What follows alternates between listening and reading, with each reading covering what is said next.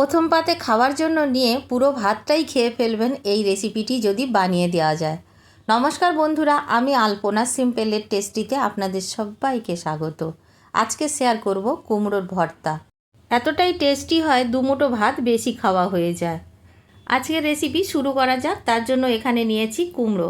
এখানে দেখুন, কুমড়োটিকে আমি কেটে বাজার থেকে 5 দিন আগে নিয়ে এসেছি। কোনো রকম প্লাস্টিকের মধ্যে না দিয়ে এইভাবেই যদি আপনারা ফ্রিজের মধ্যে রেখে দেন কোনো শেলফের মধ্যে, তাহলে কিন্তু খুব সুন্দরভাবে এই কুমড়োগুলো থাকবে। কুমড়োটার থেকে আমি হাফ কুমড়ো নিয়ে নিয়েছি। এখানে 600 গ্রাম মতো কুমড়ো আছে। কুমড়োটাকে ভালো করে ছাড়িয়ে নেব। কুমড়ো যদি আপনারা বাড়িতে রেখে দিতে চান, আমি যেভাবে বলছি এইভাবে একবার রেখে দেখবেন। কুমড়ো কিন্তু 10 দিন পর্যন্ত ভালো থাকবে। খেয়াল রাখবেন কুমড়োর মধ্যে কোনো রকম জল লাগাবেন না। এখন বর্ষাকাল, সবজি কিন্তু খুব তাড়াতাড়ি নষ্ট হয়ে যায়। সেজন্য বারবার বলছি বন্ধুরা, কুমড়োটা কিন্তু এইভাবে রাখলে অনেক দিন থাকে। আমার একটা ছোট্ট অভিজ্ঞতা আপনাদের সাথে শেয়ার করলাম। আমি এইভাবেই কুমড়োটা রেখে থাকি।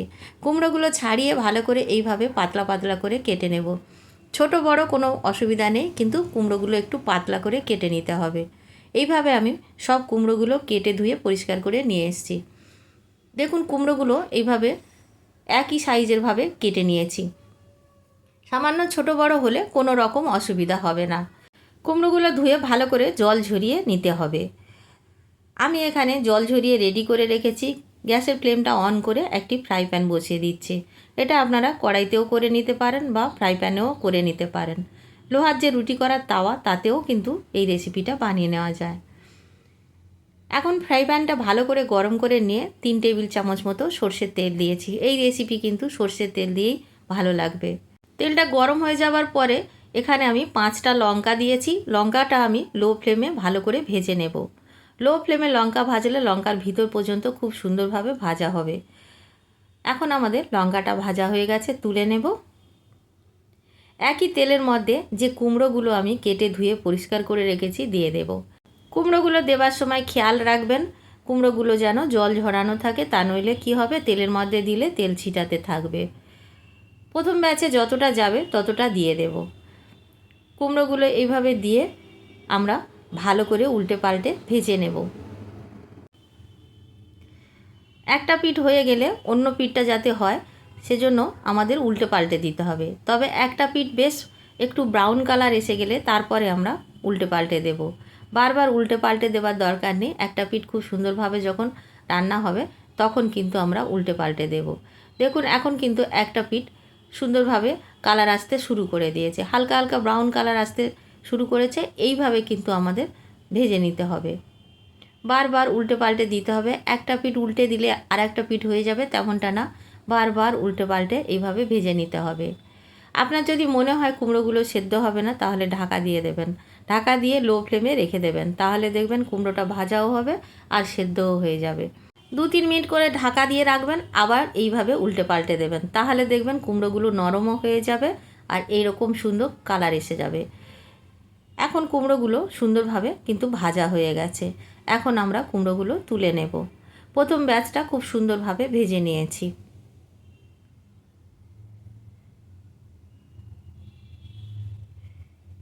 কুমড়োগুলো তুলে নেবার পরে এখন আমরা সেকেন্ড ব্যাচটাও দিয়ে দেব। সেকেন্ড ব্যাচটা আমি একসাথে বাকি যতটা আছে সবটা দিয়ে দেব।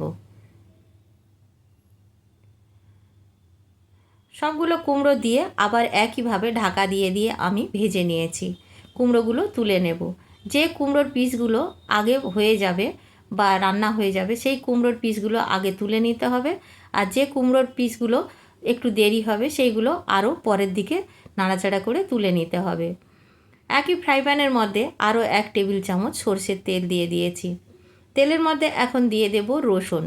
এখানে 10-12 কোয়া রসুন রেখেছিলাম, দিয়ে দিয়েছি। রসুনটা আপনারা আপনাদের পছন্দ মতো দেবেন, তো একটু কম বেশি করলে অসুবিধা নেই। রসুনটা দিয়ে একটু নাড়াচাড়া করে নেব। প্রথমে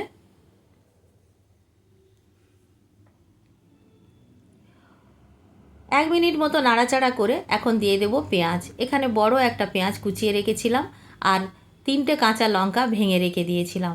লঙ্কাটা আপনারা আপনাদের স্বাদ মতো দেবেন। লঙ্কা, পেঁয়াজ, রসুনের সাথে খুব ভালো করে ভেজে নিতে হবে। সুন্দর করে ভেজেও নিতে হবে, আর রসুনগুলো যাতে করে সেদ্ধ হয় সেটা খেয়াল রাখতে হবে। তার জন্য লো ফ্লেমে রেখে 3 মিনিটের জন্য ঢাকা দিয়ে রেখে দেব। 3 মিনিট পর ঢাকাটা খুলে দেখে নেব রসুনগুলো সেদ্ধ হয়েছে কি না।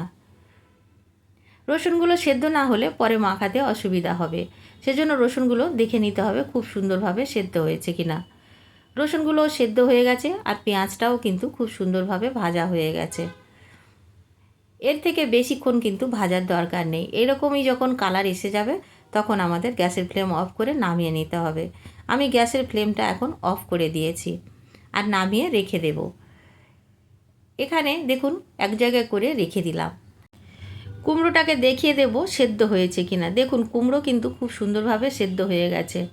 এখন আমরা যে লঙ্কাগুলো ভেজে রেখেছিলাম সেই লঙ্কাগুলোর থেকে একটা লঙ্কা তুলে রাখবো। বাকি 5টা লঙ্কা আমরা এখানে ভালো করে দোলে দোলে সুন্দর করে মেখে নেব। লবণের সাথে লঙ্কাগুলো এইভাবে যদি আমরা মেখে নিই তাহলে লঙ্কাগুলো খুব সুন্দরভাবে মাখাও হবে আর সুন্দরভাবে কিন্তু গুঁড়ো হয়ে যাবে। বন্ধুরা, আমি আগে বলেছি 5টা লঙ্কা ভাজছি, আমি এখানে কিন্তু 5টা লঙ্কা ভর্তার মধ্যে দেব, সেজন্য 5টা লঙ্কা বলেছি। একটা লঙ্কা ওপর থেকে আমি দিয়ে দেব, ওইটা আমি আপনাদের বলিনি। লঙ্কাটা আমি আলাদা করে তুলে রেখে দিয়েছি। এখানে কিন্তু 5টা লঙ্কা আমি ব্যবহার করছি, তবে ঝালটা আপনারা আপনাদের পছন্দ মতো ব্যবহার করবেন। ভালো করে দোলে দোলে লঙ্কাটাকে একদম গুঁড়ো করে নিয়েছি। এখানে কুমড়োটাকে আগে ম্যাশ করে নিতে হবে। তো কুমড়োটা আপনারা ম্যাশার দিয়েও করতে পারেন, আমি এখানে হাত দিয়েই সব কিছু করব। হাতটা পরিষ্কার করে ধুয়ে নিলে আর কোনো সমস্যা হয় না। যে কোনো ভর্তা হাত দিয়ে না মাখালে সেই ভর্তার স্বাদ কিন্তু সেইভাবে আসে না। ভর্তা আমরা মায়েদের হাতে যতবারই খেয়েছি হাতে মাখা খেয়েছি, এর স্বাদই আলাদা। খুব ভালো করে ম্যাশ করে নিয়েছি। এখন দেখুন যে রসুনটা রেখেছিলাম সেই রসুনটা এখানে ভালো করে ম্যাশ করে নেব। রসুনগুলো দেখুন কত সুন্দরভাবে ম্যাশ হয়ে যাচ্ছে। এভাবে ম্যাশ করে নেব, সঙ্গে কাঁচা লঙ্কাগুলোও একটু ম্যাশ করে নেব, যে কাঁচা লঙ্কাগুলো ভেজে রেখেছিলাম। আবারও বলছি বন্ধুরা, লঙ্কাটা আপনারা আপনাদের পছন্দ মতো দেবেন। ভর্তা আমাদের ঝাল ঝাল খেতে বেশি ভালো লাগে, তো সেজন্য একটু লঙ্কা বেশি দিয়েছি। ভালো করে ম্যাশ করে নিয়ে রসুন, কাঁচা লঙ্কা আর পেঁয়াজ ভাজার সঙ্গে মেখে নিয়েছি। এখন আমরা যে ম্যাশ করে রেখেছিলাম কুমড়োটাও দিয়ে দিলাম। তার উপর দিয়ে দেব এখানে শুকনো লঙ্কা যে আমরা ভেজে রেখেছিলাম সেগুলো দিয়ে দেব। গার্নিশিংয়ের জন্য অল্প একটু তুলে রেখেছি, বাকি বেশিরভাগ লঙ্কা দিয়ে দিলাম। খুব ভালো করে সব কিছু মেখে নেব। বন্ধুরা, আজকের ভিডিও যদি একটুও ভালো লাগে একটা লাইক করে দেবেন। আমার চ্যানেলে নতুন বন্ধু হলে প্লিজ একটা সাবস্ক্রাইব করে দেবেন। পাশে থাকা বেল আইকনটি অবশ্য করে প্রেস করে দেবেন, যাতে করে যে কোনো ভিডিও আমি আপলোড করব আপনাদের কাছে সবার আগে পৌঁছে যায়। এখন পরিবেশনের জন্য কুমড়ো ভর্তাগুলো একটি প্লেটের মধ্যে রেডি করে নেব। একটু সাইড দিয়ে এইভাবে সমান করে দেব। বন্ধুরা, জিভে জল আনার মতো এই রেসিপিটি। আমার যে বন্ধুরা এই ধরনের রেসিপি খেতে ভালোবাসেন বা দেখতে ভালোবাসেন কমেন্ট করে অবশ্য করে জানাবেন। কোথায় থেকে দেখছেন অবশ্য করে কমেন্টে লিখবেন। আমাদের খুব ভালো লাগে আপনারা যদি এইভাবে কমেন্ট করেন। ওপর থেকে একটু লঙ্কা যে গুঁড়ো করে রাখা ছিল সেই লঙ্কা দিয়ে দিলাম। অল্প একটু পেঁয়াজ কুচি দিয়ে দিলাম, ভর্তার সাথে কাঁচা পেঁয়াজ খেতে দারুণ লাগে। ওপর থেকে দিয়ে দিলাম শুকনো লঙ্কা ভাজা, কাঁচা সর্ষের তেল। সর্ষের তেলটা অপশনাল, আপনারা দিতে পারেন নাও দিতে পারেন। বাড়িতে বানালে কেমন লাগলো কমেন্ট করে জানাবেন। রেসিপি যদি ভালো লাগে একটা লাইক করে দেবেন। আমার চ্যানেলে নতুন বন্ধু হলে সাবস্ক্রাইব করতে ভুলবেন না যেন। আজকের এই পর্যন্ত, দেখা হবে পরের ভিডিও নতুন কোনো রেসিপির সঙ্গে। সুস্থ থাকবেন, ধন্যবাদ, নমস্কার।